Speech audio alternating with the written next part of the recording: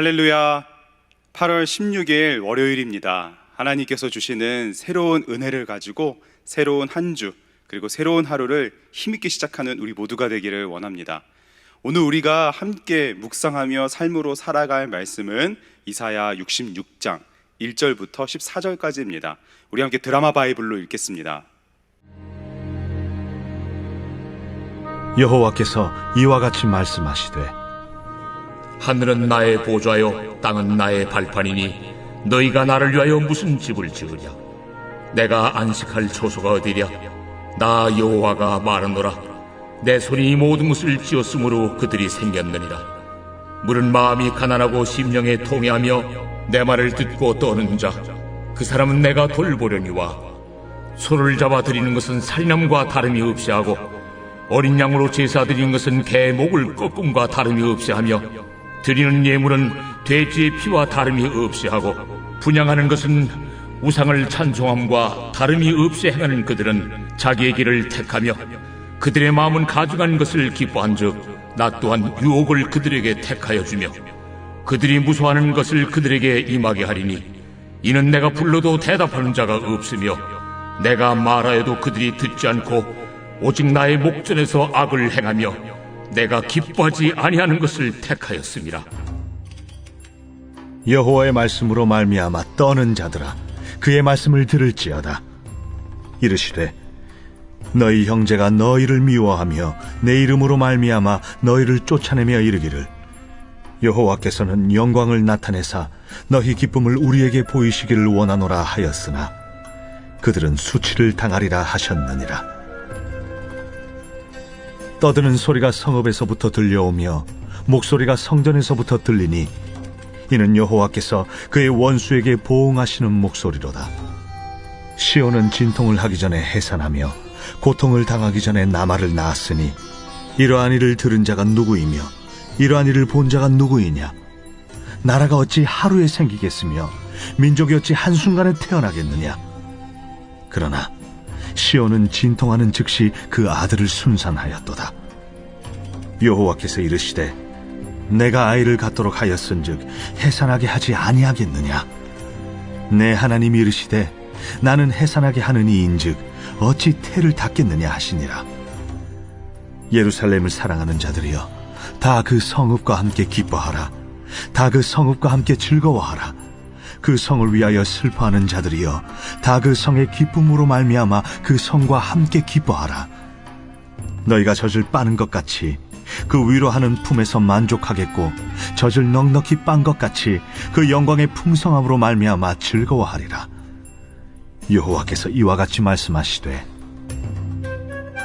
보라, 내가 그에게 평강을 강같이 그에게 문나라의 영광을 넘치는 시내같이 주리니 너희가 그 성읍의 젖을 빨 것이며 너희가 옆에 안기며 그 무릎에서 놀 것이라. 어머니가 자식을 위로함같이 내가 너희를 위로할 것인즉 너희가 예루살렘에서 위로를 받으리니 너희가 이를 보고 마음이 기뻐서 너희 뼈가 연한 풀의 무성함 같으리라. 여호와의 손은 그의 종들에게 나타나겠고 그의 진노는 그의 원수에게 더하리라. 오늘도 성령님께서 우리에게 말씀을 들려주시며 꼭 필요한 은혜를 우리에게 부어주실 줄 믿습니다. 이 묵상의 여정을 함께하며 우리는 이사야서의 마지막, 어느덧 이사야서의 마지막 66장 이 문에 들어서게 되었습니다. 무엇이든 어떤 책이든 마지막 부분에서는 전체 내용 중에 핵심적인 부분들을 다시 한번 말하게 되는데요, 여호와께서 구원하신다라는 이름의 뜻을 가진 이사야, 이 선지자 이사야는 긴 예언서를 마무리하면서 핵심적인 내용 세 가지를 다시 한번 반복하여 설명하여 줍니다. 그 세 가지 중에 첫 번째는 하나님께서 행하실 심판에 대한 경고이죠. 그리고 두 번째는 고통당하는 자를 위로하여 주시는 하나님의 사랑을 가르쳐 줍니다. 그리고 끝으로 세 번째, 최종적인 구원, 그 구원을 이루실 하나님을 선포하는 것이죠. 그래서 심판의 경고, 위로의 사랑, 최종적인 구원, 이 세 가지를 이 66장 전체에 걸쳐서 설명하여 주고 선포합니다. 우리는 말씀을 묵상하면서 계속해서 알아왔습니다. 바로 하나님이죠. 하나님은 이사야를 통하여서 하나님을 알게 하시고 하나님의 백성들로 하여금 하나님이 어떤 분이신지를 계속해서 알게 하였습니다. 중요한 것은, 이 세상의 그 어떤 것보다 중요한 것은 하나님을 아는 것이기 때문이죠. 그리고 하나님은 이제 이 말씀을 통하여서 우리들에게 하나님을 알게 하십니다. 하나님은 어떤 분이신가요? 공의와 사랑의 하나님, 신실하신 하나님, 전능자 하나님, 구원의 하나님을 계속해서 말씀을 통하여 하나님은 하나님의 백성들에게, 그리고 우리들에게 말씀하여 주십니다. 선지자 이사야는 이 하나님에 대하여 다시 한번 알려줍니다. 하나님께서 이사야 선지자를 통하여서 하나님이 어떤 분이신가를 알게 하는 것이죠. 이토록 하나님이 어떤 분이신가를 알려주시고 또 알려주시는데, 끝끝내 하나님을 모르고 살아간다면 이 세상에 이것보다 더 큰 문제는 없는 것입니다. 왜냐하면 하나님의 심판은 하나님을 모르는 척 살아가는 사람들에게 임할 것이기 때문이죠. 심판은 언제 임할지 모릅니다. 하지만 심판은 반드시 이루어집니다. 지금도 쉬지 않고 우리에게 이 심판의 날이 다가오고 있습니다. 그런데 그 심판의 날을 누구도 예상할 수는 없지만 누구도 이 심판의 날을 피할 수도 없습니다. 그 날은 누군가에게는 구원의 날이 될 것이지만 누군가에게는 영원한 멸망의 날이 될 것이기 때문입니다. 하나님은 전심으로, 그리고 하나님은 진심으로 우리를 향한 하나님의 사랑, 그 사랑이 가득 담긴 마음을 알게 하시고 보여주시고 경험하게 하여 주십니다. 지금 우리가 살아있다는 것, 지금 이렇게 우리가 말씀 앞에 있다는 것, 이 말씀을 붙들고 살아가고자 하는 것, 우리에게 이 말씀이 들려지는 것, 그것이 바로 하나님이 살아계시다는 증거이고 하나님이 우리에게 하나님을 알려주시는 증거인 것이죠. 우리 존재 자체가 바로 하나님의 그 사랑의 증거입니다. 그렇다면 우리는 이 놀라운 하나님의 사랑 앞에, 이 하나님의 그 마음 앞에 어떻게 반응해야 할까요? 하나님을 알고, 그 마음을 알고, 하나님의 사랑을 알고, 그 마음과 사랑에 합당하게 반응해야 되는 것이죠. 오늘 그것이 무엇인지 한번 점검해 보고자 합니다. 하나님은 이스라엘 백성들에게 약속하셨습니다. 심판 속에서도 구원을, 모든 것이 황폐한 가운데서도 온전한 회복을 약속하셨습니다. 새 하늘과 새 땅을 만드실 것을, 모든 것을 온전히 회복하실 것을 약속하셨습니다. 하나님은 이 약속을 반드시 이루시는 분이십니다. 우리는 이 사실을 다시 한번 확실히 알고 약속의 말씀을 붙들고 하나님의 이 마음과 하나님의 사랑을 알아가야 되는 것이죠. 오늘 본문 66장 1절을 보시면 여호와께서 이와 같이 말씀하시되 하늘은 나의 보좌요 땅은 나의 발판이니 너희가 나를 위하여 무슨 집을 지으랴? 내가 안식할 초소가 어디랴? 하나님께서 성막을, 그리고 성전을 하나님의 백성 이스라엘에게 왜 지으라고 하셨나요? 하나님께서 머물 곳이 없어서? 하나님께서 쉴 곳이 없으셔서? 하나님께서 이런 것이 필요하기 때문에 이스라엘 백성들에게 부탁하신 것이 아닙니다. 하나님께서 왜 제사를 드리라고 말씀하셨나요? 하나님께 제사를 드릴 필요가 없는데도 불구하고 하나님은 제사를 드리라고 하셨습니다. 이스라엘 백성들을 가만히 놔두면 죄짓고, 그냥 가만히 놔두면 싸우고 다투고 그들 스스로 멸망할 것 같아서 딴 생각할까봐 어떤 일이든 시켜야 되겠는데, 그들로 하여금 이왕 하는 김에 성전을 짓고 거기서 제사를 드리도록 하면서 딴 생각을 못하게 묶어두시려고 그렇게 하신 것일까요? 결코 그렇지가 않습니다. 이제 우리가 하는 신앙생활에 적용해 보자면 우리는 하나님께 왜 예배하는 것일까요? 그리고 우리는 왜 이 하나님의 말씀을 묵상하며 살아가려고 하고 왜 우리는 하나님께 그렇게 기도하는 것에 힘쓸까요? 하나님은 그리고 왜 이것을 명령하셨을까요? 말씀을 주야로 묵상하며 즐거워하며 살아갈 것을 왜 명령하셨고, 왜 하나님은 또 쉬지 않고 기도할 것을 명령하셨나요? 예수님은 왜 또 우리에게 말씀으로 오셔서 말씀대로 살아가시고 기도하는 본을 보이셨던 것일까요?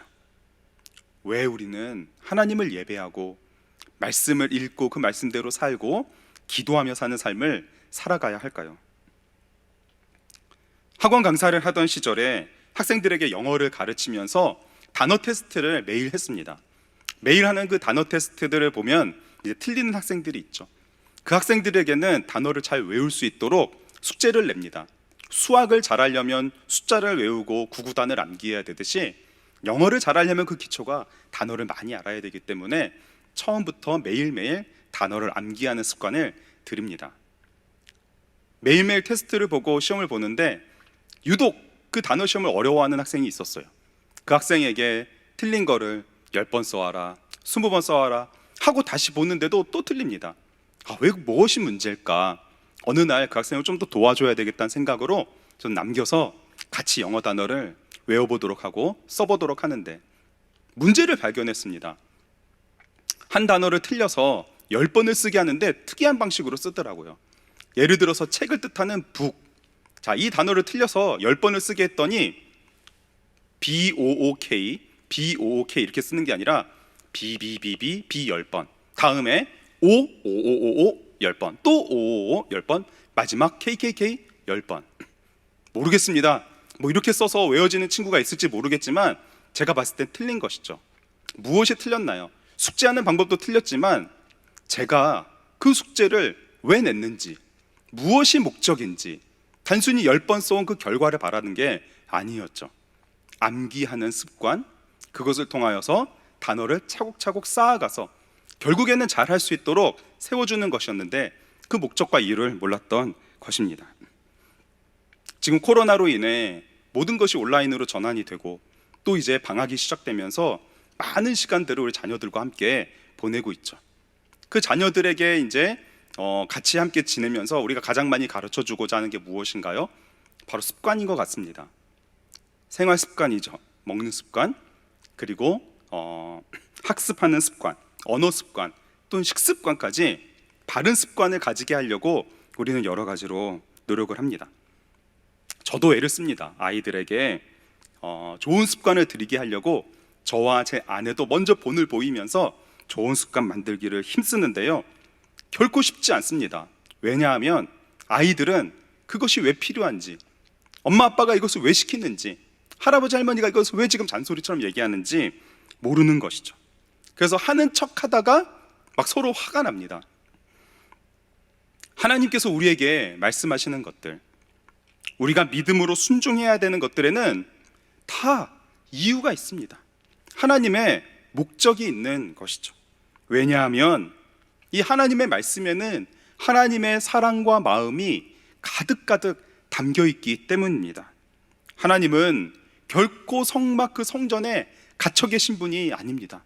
하나님은 그것이 꼭 필요해서 우리에게 부탁하시는 것이 아니라, 제사를 꼭 드려줬어야만 하는 그런 이유가 아니라, 제사 그 자체가 아니라 그 모든 것을 말씀하시는 이유는 바로 우리들과 함께 하시기 위함인 것이죠.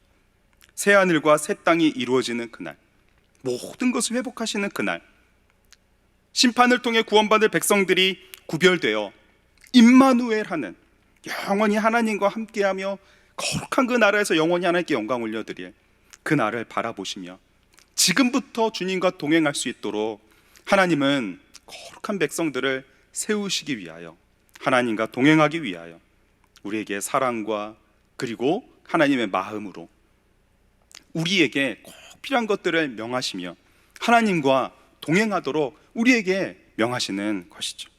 이것이 곧 우리가 주님께 드릴 예배이자 순종의 이유입니다. 이와 같이 하나님과 함께하는 자리에 하나님께서 무엇을 주시나요? 바로 기쁨과 평안, 그리고 위로를 부어 주십니다. 오늘 보면 11절입니다. 11절 함께 읽어보겠습니다. 예루살렘을 사랑하는 자들이여 다 그 성읍과 함께 기뻐하라. 다 그 성읍과 함께 즐거워하라. 그 성읍을 위하여 슬퍼하는 자들이여 다 그 성의 기쁨으로 말미암아 그 성과 함께 기뻐하라.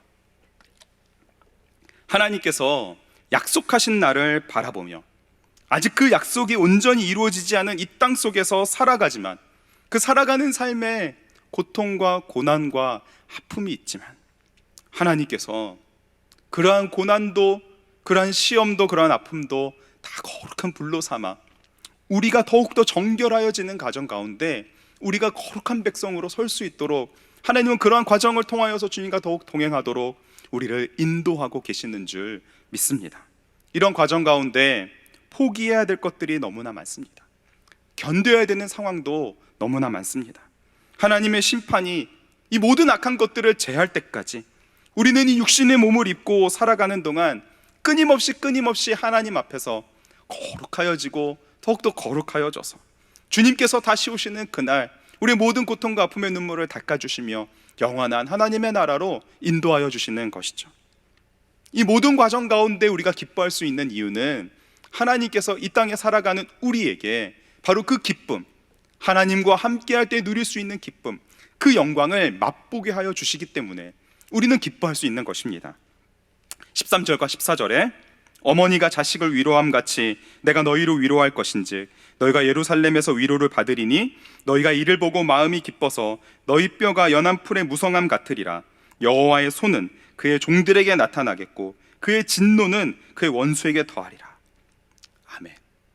참된 위로는 오직 주님으로부터 올 뿐만 아니라 그 위로를 우리가 이 땅에 어디에서 누릴 수가 있나요? 바로 하나님께서 세우신 그 공동체, 바로 예루살렘에서 누릴 수가 있는 것입니다.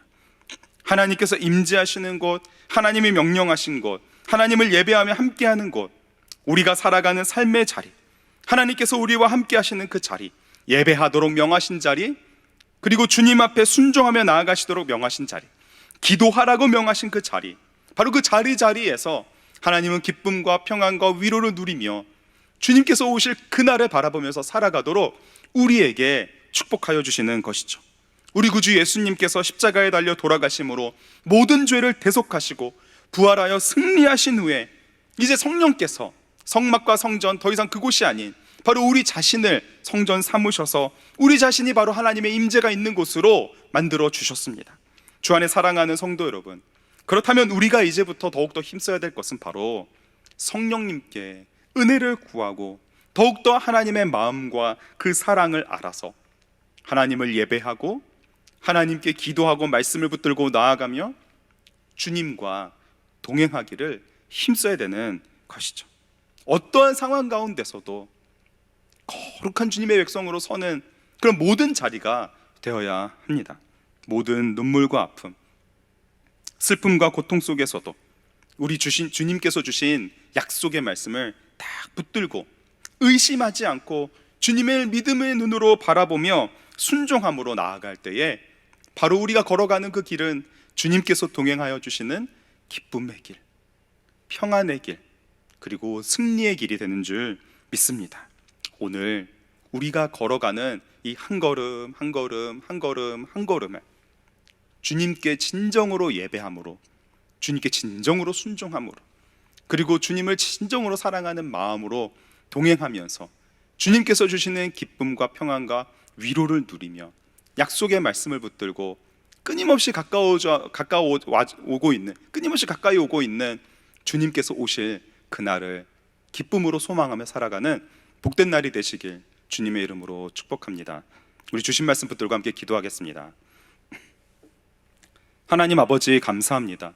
오늘도 우리에게 이 말씀을 주셔서 살아계신 주님의 손을 딱 붙잡고 주님과 동행하며 주님께서 주시는 기쁨과 평안을 누리며 주님께서 허락하신 이 삶을 살아갈 수 있도록 인도하여 주시니 감사합니다. 주님께서 은혜 가운데 인도하실 때 우리에게 주시는 그 축복을 온전히 누릴 수 있도록 우리의 믿음의 눈을 활짝 열어주시고 끊임없이 다가오고 있는 주님께서 다시 오실 그날을 바라보며 더욱더 거룩한 백성으로 서는 우리 모두가 되도록 축복하여 주시옵소서. 삶의 모든 자리마다 주님 함께하여 주시고 그리고 모든 상황 속에서 하나님의 뜻을 이루어가는 우리가 되도록 주님 역사하여 주시옵소서.